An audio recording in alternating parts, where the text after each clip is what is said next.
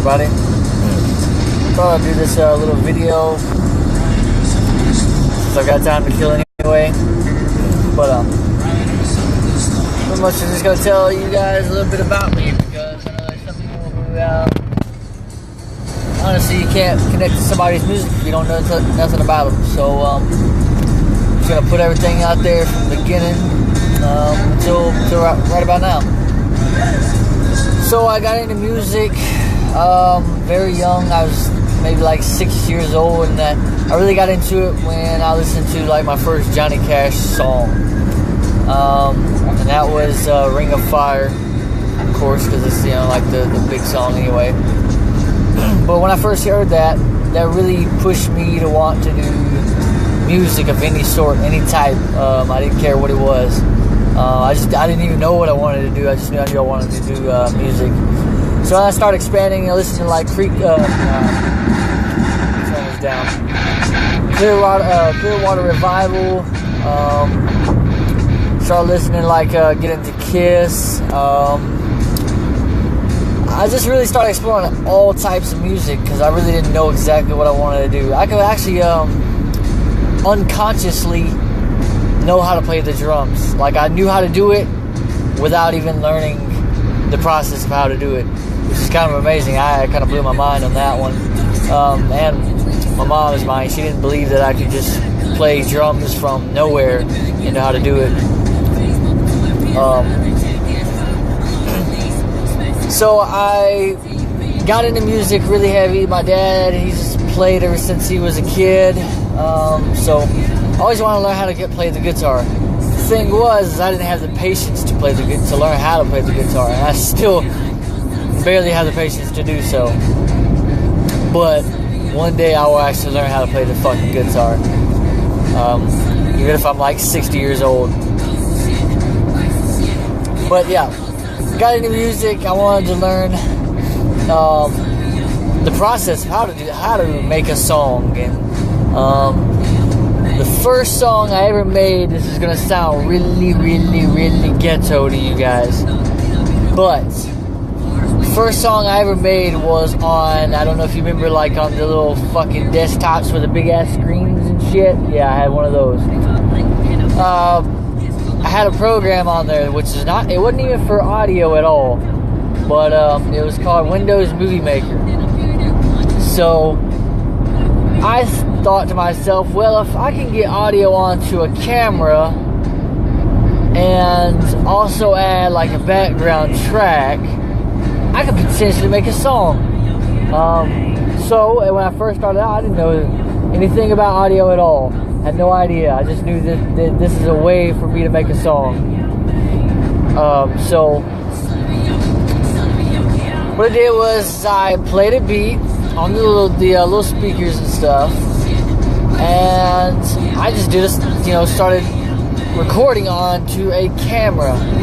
Let me mind you that this is like the cheapest camera in God's creation. So anyway, I recorded. It was still a video. I recorded a video of me doing the song, and I stuck it onto Windows Movie Maker.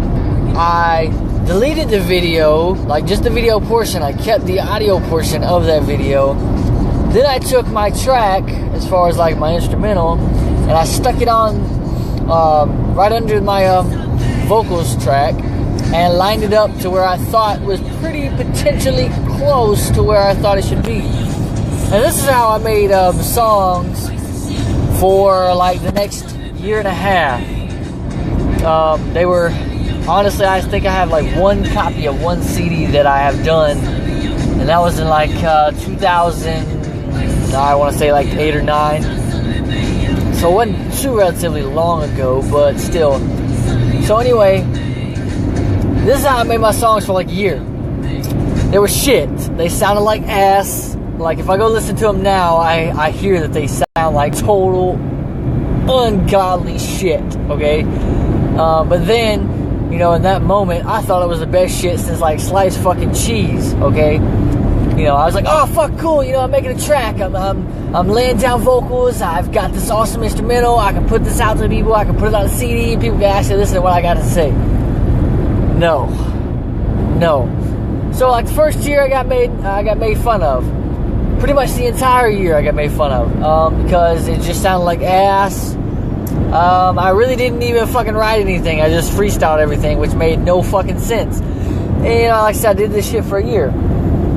Anyway, I moved to Columbia, Tennessee, and I got into like the whole hip-hop thing. So I really don't honestly remember exactly how I got into it, but I do remember like the first hip-hop artist I ever listened to was Eminem.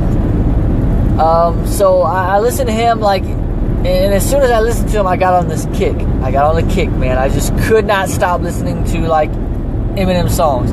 So I had to explore like every single Eminem song there was. I had to listen to it. Like if there was an Eminem song and his name was on it, Slim Shady, I didn't care. I wanted to listen to it. So I think that's the potential thing that really got me into like hip hop. So I started doing this little hip hop stuff, and honestly, I didn't find the Eminem style work for me at all. I wanted to do the hardcore type rap, the thug type stuff, which of course in that time period I was into that kind of thing. I was around the negative side of things, so I was around like delinquents and doing things I probably shouldn't have been doing. However, so I got into that gangster rap bullshit, and I see that now it was bullshit for me because, you know, it was just something I was going through at the time. So I did a lot of that, and I was still recording on this cheap-ass fucking camera, and the same old crappy Windows Movie Media Maker and shit. And I got even more laughed at because, you know, I'm this white fucking dude, and I'm in school, and I'm rapping about selling drugs and going and shooting people and stupid crap like that, you know. Which, I mean, yes, back then I was potentially like that. I would go into a house and just beat the shit out of people for no reason. That was who I was then. So I wasn't really telling a lie. It's just that people didn't want to believe that this white guy was doing this type of sort of stuff. And that doesn't have anything to do with race. I'm back. It was just the potential thing is I was just this guy who comes to Columbia talking about he's this and that, and I think it's trampling on a lot of people's feet. So I first got into my first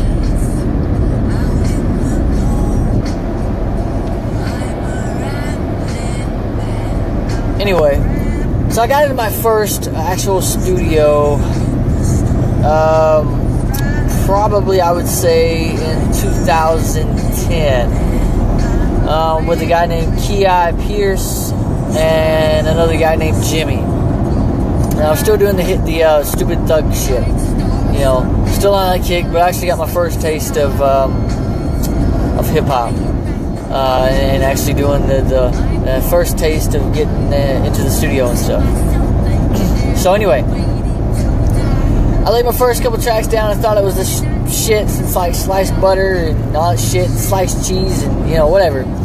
I thought it was the shit. So after a while of getting knocked down and saying that I was pretty much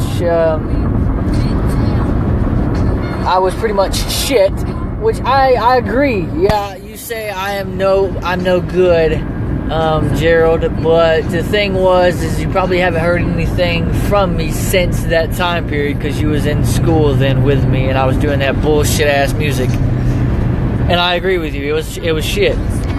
And also, probably now is not the type of stuff that you want to hear because it's just not your type of genre. It's not your type of music that you want to listen to. And I'm not gonna 100% say fuck you, because, everybody likes what they like. So, I'll take in your opinion on that.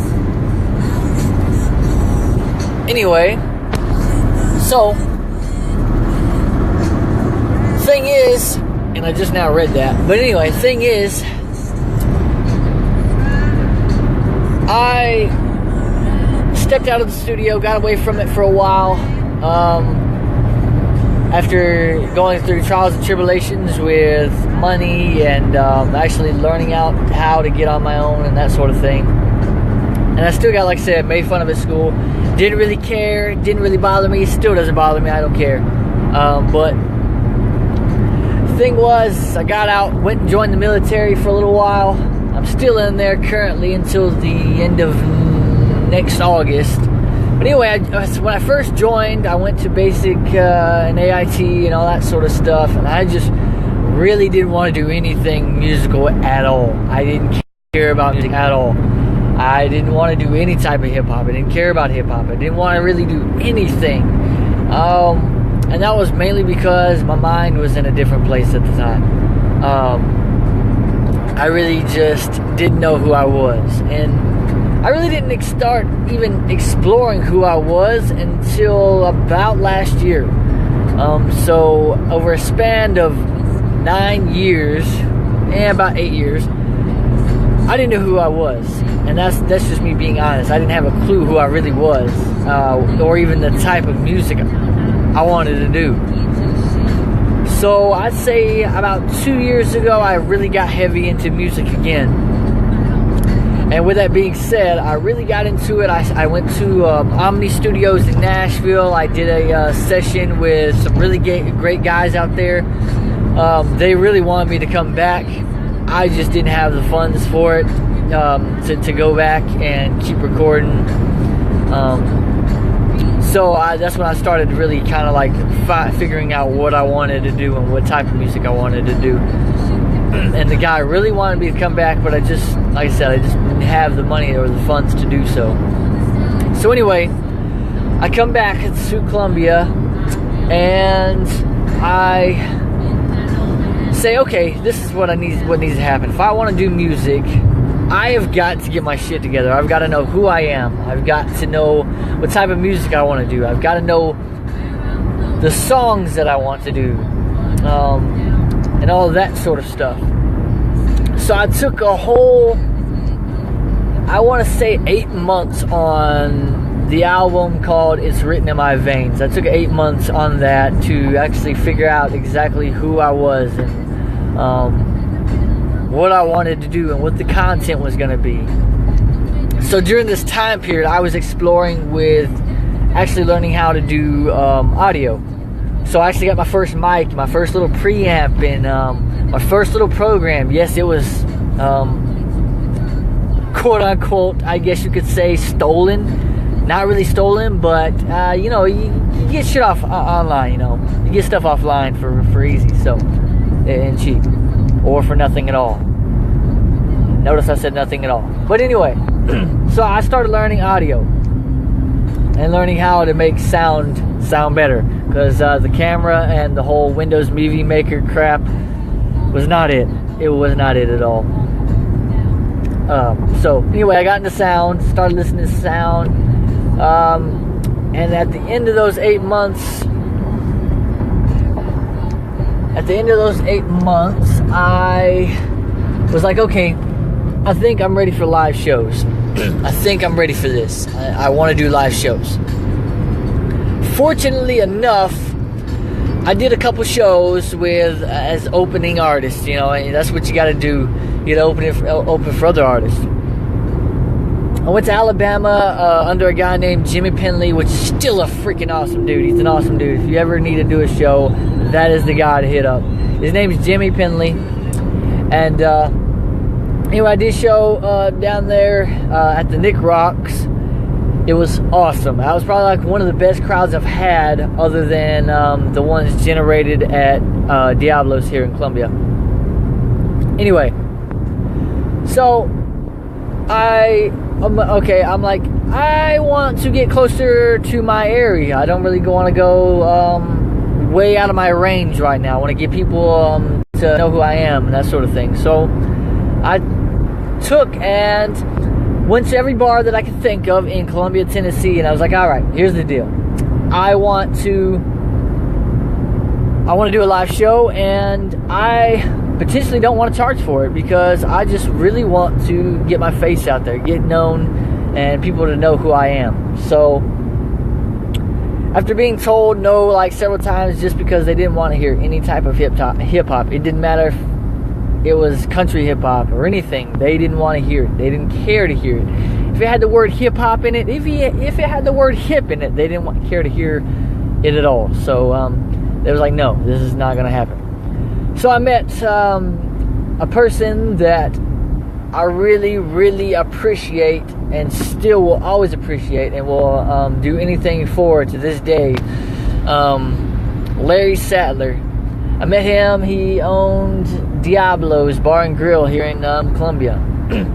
And I walked in. I said, "Hey, I'm really looking to do a show. I'm not asking to be paid anything. I could care less about getting paid. I just want to bring you business, me, get followers and that sort of thing." He said, "You know what?" He said, "All right, I'm gonna get you a date. I'm gonna see what you got." And he's like, "If you ain't got it, I won't bring you back in here." Well, my first show that I did there, I believe I had 100 and I think it was like 115 people show up. Not bad for someone who's not really known. Anyway, he's like, "Oh, cool, you brought this many people in, and I've had other local artist people come in, and they maybe bring 5. It's like, so, you know what, we're going to book you for another one. So I was like, cool, we'll do another one. But before I had I need to backtrack for just 1 minute. Before I had gotten this show at Diablo's, I went and did a show in Pulaski, which is, the place doesn't exist anymore there, but it's called Club Venus. So I did a show there. It was a fucking bust. I think I only had artists show up. So I was like, okay, you know what? This is the thing I need to do. I don't need to charge. And the only reason why I charged was because the venue owner wanted to do so. But I was like, I don't need to charge for anything. I need to give away free merchandise. I need to get more well-known artists to come out and perform, even if I have to pay them. Cool, I don't care. So that's when I had gotten my shot at Diablo's. So anyway, back on track. My second show, I believe I hit like 130, 140 people. And I had sold out the bar. The bar they had to go buy more beer and all that sort of stuff. So every time I did a show there, I gradually progressed. And I believe after my second show, I started charging at the door. And I could do that because of the simplicity is I had potential followers who was like, yeah, they put on a good show. Yeah, man, they're fucking awesome. Because I had a DJ, I had a guy named CJ the Rapper. He still does stuff. He's probably going to be doing my little tour next year here in Tennessee. But anyway, so it was 3 guys, me, CJ the Rapper, and our DJ. And we just really wanted to get audience to relate.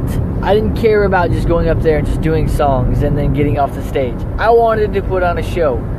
So we built a custom casket that we put my DJ in, and we carried him all the way from the front of the venue all the way to the back to his DJ setup. And we did stuff like this all the time because, like I said, I did not want to be like everyone else. I didn't care to be like everyone else. I wanted to do something that would really build who I am and show you guys who I was. So I did 7 or 8 shows there before some unfortunate events had to happen and the venue had to close. But that's okay because there's another venue that's going to be opening from the same guy very soon. So be looking forward to that because I'm pretty sure we'll be in there rocking the house. But anyway, so like I said, I went to Omni Studios, did a couple tracks there, This year, recently, I had the funds to build my own studio, which you can look up now. It's actually still, I still have it going. It's called Darkwood Studios, and I've been running that for about almost, I want to say, the past 6 months. It's been going, maybe less. And I've been trying to get artists in to help them build, help them get out there. Because I'm going to tell you, it's really hard just to stand out, because there's so many artists out there that are doing this sort of thing, that want to do music. And then there's just some who just don't give a shit. They just want to do it because, hey, it's cool. Yeah, let's go out here and be an artist. Yeah, because I can get fans, I can get chicks, I can do this, I can do that. That's not the purpose of music. I mean, if that's your purpose, cool. But for me, it's a whole different ballgame. I want to do music because I love it. And when people say they love music, it's not the same as when someone truly, genuinely loves music. I love the sound of music. I love to hear how people create the music, how they get an idea. I want to be the aspect of all that. I want to see all that sort of thing happen. So I started getting into the producer side of things. I wanted to be like, okay, well, how can I help artists do what I do? How can I get artists to be in shows? How can I get artists to have that good enough quality for people to be like, yeah, man, this is the shit. Yeah, you can make a video to this, or whatever. So I started getting into the audio field really heavy in the past couple years. So I was like, okay, I've got a good grasp on this audio stuff. I'm going to build my own studio, and I did so. So I've got a studio now that I currently run. I've had a couple artists come in. One that's I recently worked with, which is he was my DJ for a couple years, but his name is Infinite Seas. And he's doing some music now. He stepped away from music for a while. And now he's just coming back with some stuff that's really, really awesome. I really dig the music. So, anyway, I got this studio open.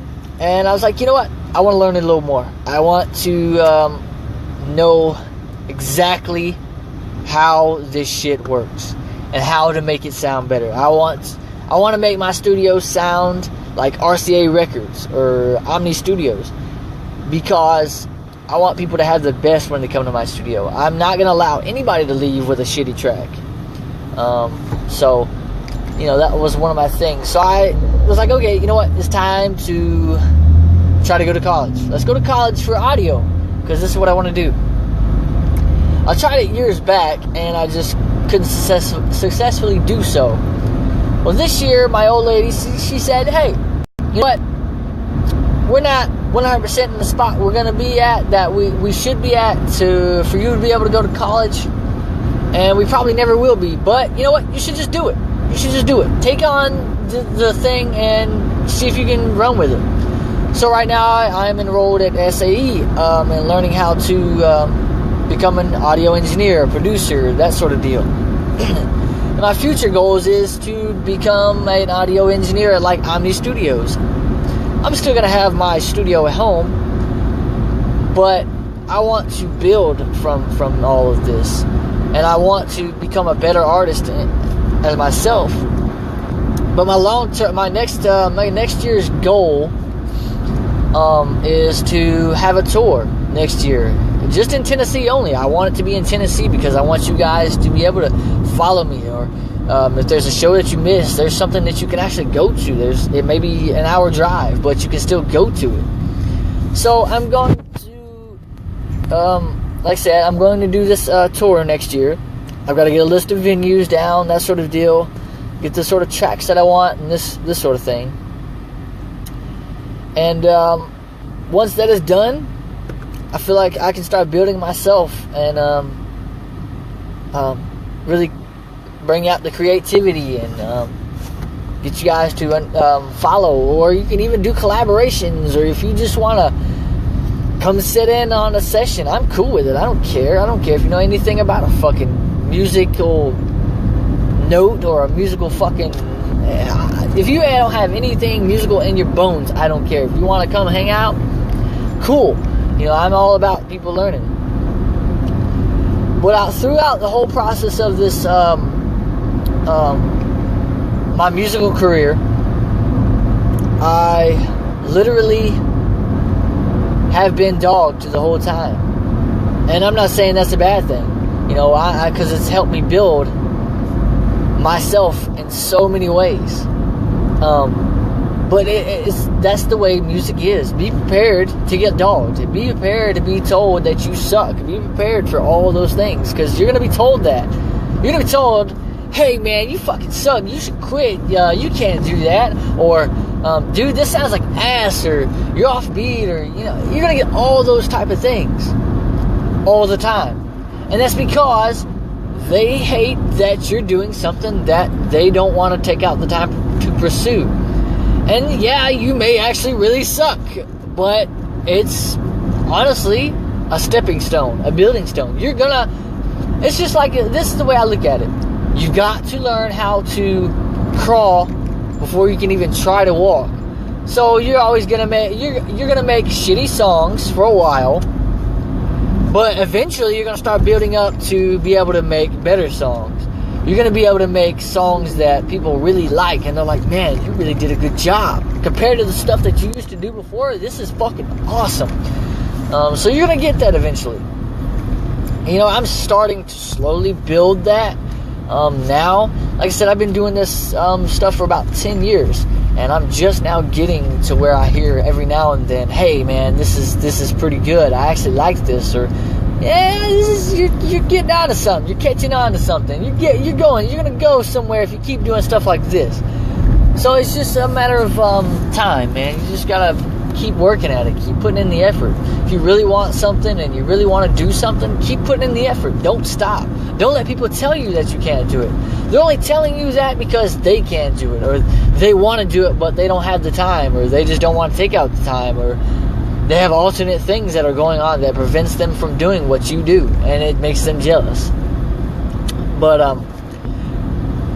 my thing is don't stop. Just don't quit. You know, keep going. If you want to explore and become a producer, you want to learn audio, I'm open. You know, if I've got the time, I'll teach you. I'm not gonna hold back my knowledge for my own benefit just because I say, I'm better than everybody else, or I don't want you to have my sound because then you're going to sound as good as me. I don't care. I want people to sound good, because then I can listen to your music and be like, all right, man, this is I can listen to this, and I can actually follow you in your own music, you know? So that's my thing. There's a lot of people in this world who do not want you to do anything halfway as good as them. They don't want you to make a good sound or a mix, you know. They don't want you to have any of that sort of stuff. So they hold back the information. They're like, dude, don't try to come in my bubble and steal my stuff. That's how people feel. But my thing is, I want people to learn. I want people to have the feel. I never got the opportunity to learn from anybody else. I had to teach myself everything, and it really sucks. Because I probably could have been on a professional, more sounding level years ago if I would have had someone who would be like, hey man, you know what, come in and just sit down and learn some stuff. But I never had that opportunity. So that's why I say, if you want to learn something and you want to learn, and there's nobody else that has a door open for you, and I can find time to get you in, I'm open for it. I want you to get in. I want people to have an opportunity at making and doing what they love to do. Because like I said, I've been doing this shit for 10 years, and out of those 10 years, it's taken me 8 years just to get on even a slightly professional level. So it's just a matter of who wants to help you and who doesn't want you to succeed. There are people in this world that don't want you to succeed. They don't care about you succeeding, because if you succeed, then what are they? They're nobody. And that's what they feel like. They're like, oh, well, he succeeded, but I couldn't do anything. This asshole took away my ideas, or this and that. It's not about ideas. everybody can have potentially the same idea. So if you hear someone say, "Oh well, man, you sound like Lil Wayne, or you sound like Eminem, or you sound like Drake, or any of those new guys out there that are out there," I don't really know who they are because I don't really follow them. But anyway, if you're told that you sound like someone, don't take that negative, because you found an inspiration out of that person that you applied to your art. So say if you took and put Lil Wayne, Eminem, and probably some Drake all together, that's a crazy ass combination, yeah, but you just still made your own style. You still made your own style because you said, "Hey, I'm gonna put these three guys together, and I'm gonna add a little bit of flavor to that. I'm gonna add a little bit of spice, and I'm gonna make this my own thing." Well, you're gonna have people that's gonna be like, "Hey, man, you sound like Kanye, or you sound like Drake, or you sound like Eminem." Cool. You're listening to me. You listen to me, and you got a reference, pretty much. So you'll have an idea of what type of style I am. Because I'm going to be honest, there really isn't any originality anymore. It's gone. There's a little bit, but like I said, there's always going to be some sort of influence somewhere. So say if the first man come up with a bass drum. All right, cool. Guy's got a bass drum. So you're going to take that bass drum and you're going to add some things like cymbals, hi-hats, snare. You just built a whole empire off of just one guy's little thing that he did, one little niche that he took on. So don't let nobody discourage you. Just don't let anybody do it to you. Just do what you've got to do, that you feel that you want to do, and that's in your heart, that you've got to do for music.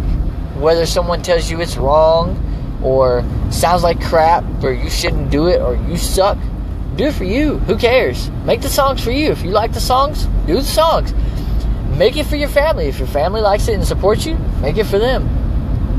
You don't have to worry about what everybody else thinks about you. You don't have to care about what everybody else thinks about you, because you know what? Who gives a shit? Because they're probably not doing anything more better than you. They're probably sitting at home fucking watching TV, cartoons and shit, and don't even have a job.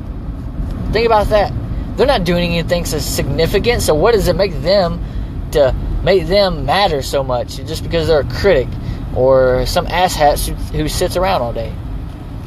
Who are they that's so special? What does it matter what they've got to say? They're nobody. To you, they might be somebody to someone else, but they're nobody to you. They're just some asshat who happen to stumble on your shit and just be a dickhead. That's what people do. So just embrace that. That's a part of the music thing, is just got assholes. You just learn to overlook them. It's just the way it is. There's going to be people that say, "Oh man, you ripped that off from somebody. You took that idea away from somebody. You did this, you did that." Honestly, if you thought about it and you didn't realize that you took it, it still doesn't matter. If you said, "Oh, okay, well, I'm going to reinvent his idea," still made it your own. You may have taken an idea, but you applied it to your own, to make it your own. So don't look at that shit as negative. Look at it as positive all the time. Do shit for you. But I think I've got a little bit of an idea of my background. I just wanted to put this out there because there's so many people that just don't realize the things that and the time that people put in. Because I've been in the studio for the past 10 years, all the time. If it wasn't a professional studio, it was something. I was in the audio world, let's put it like that, for 10 years. And I've been in that world, and I'm still in that world. I'm not going to leave it just because someone says, "Oh man, you suck, you suck." Whatever, dude, I don't care what you got to say. What are you doing so awesome? Do you have a hit record? Probably not. It's probably why you're listening to my shit, because you don't have a hit record. So, just saying. Just throwing that out there. But just don't down other artists either, because they put in as much work as you do. You just probably don't realize it. So And they don't realize the things that artists go through. There's probably points in times where you're dead ass broke, but you've got that song that you can write about it. Because I'm gonna be honest, there's a lot of times that I wrote about it. I've been dead ass broke. I've been on the street. I've had to sleep outside before. I've had a ton of shit go on. So talk about that. Don't hold it back just because someone says you suck. Who cares? You're sending a message. Whether it's, even if that person says it sucks, there might be some other person who is actually going through the same thing you are, and then you explain how you got out of that situation, and you just help them people, and they're going to listen to you. They're going to follow you all the time. All the time. Just because one person doesn't like it doesn't mean there isn't going to be someone else who doesn't like that. Let me rephrase that. Just because someone doesn't like it doesn't mean there isn't another person who isn't going to like it. There's always somebody who's going to like your stuff. Doesn't matter what part of the world they're from or anything. There's going to be someone who can relate to you. So just keep that in mind. Don't stop your music just because people try to get you to. And if you ever need any type of studios, hit me up. I've got references. I've got people that you can go to. I've got studios you can go to. If you really want some professional shit, I definitely 100% am going to tell you to go to Omni Studios. Those are some awesome people out there. They're very awesome people. So just throwing that out there. If you feel like, hey man, I feel like I could work with you, hit me up. I've got some free sessions at SAE that I can use, that can put you guys in there for no charge at all. So you go home with a free fucking song. Just saying. So, like I said, don't stop your craft. Keep going on. I'm gonna leave you guys with that. A little bit about myself, a little bit about how you can build your yourselves and that sort of thing. I just want to, like I said, I want to help everybody. If it didn't help all of the people that watched this, or even cared to watch it, or even watch the 30 seconds of it, I helped somebody some which way. And I hope y'all follow, and I'm going to follow you. If you got something that you want me to hear, let me know. I'm open to all ears. I play anything. So, yeah. Y'all be safe. If you need anything, holler. If you want to know more, give me a holler. Y'all have a good one.